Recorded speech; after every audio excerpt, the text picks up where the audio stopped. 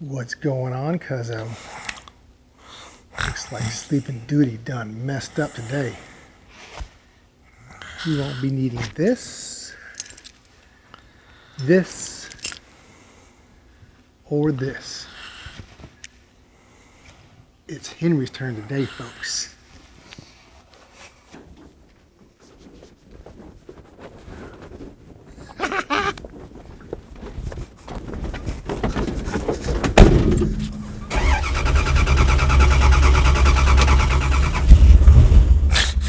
Henry! Oh, hell no! Sayonara, I got your phone! Good luck calling anyone! What in the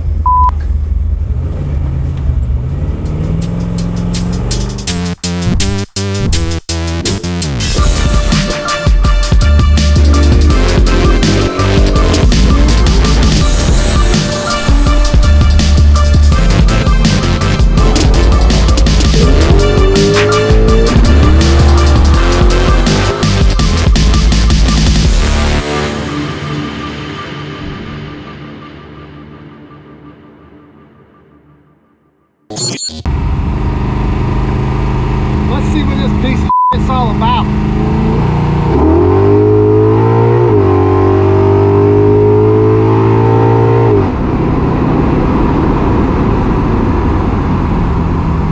Done.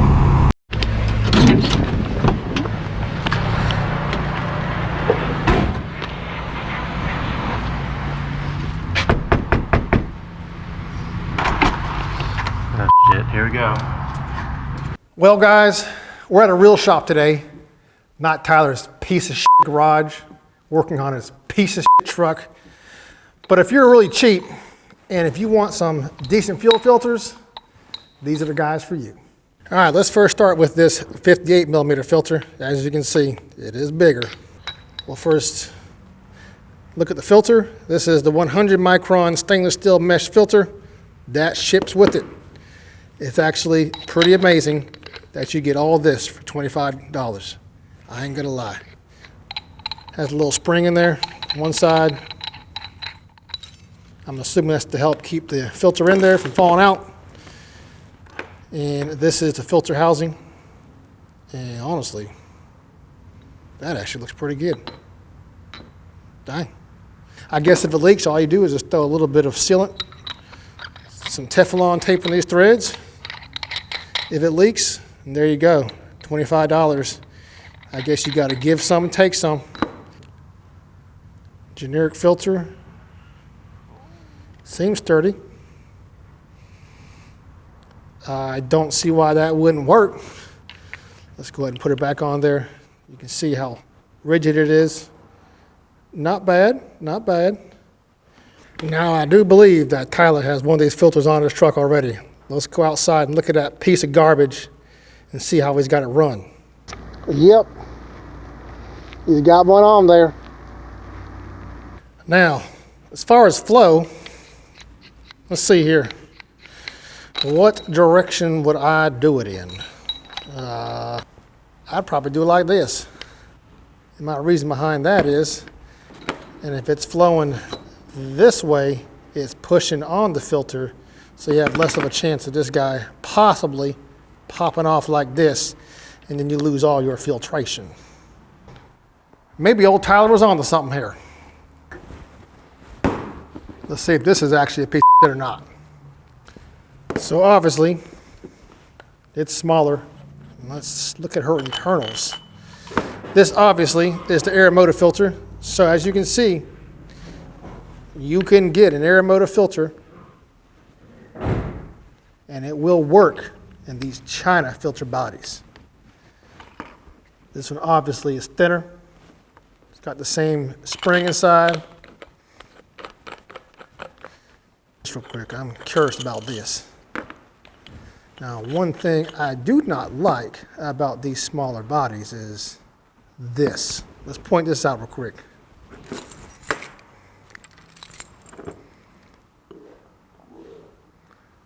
That knife barely goes in there.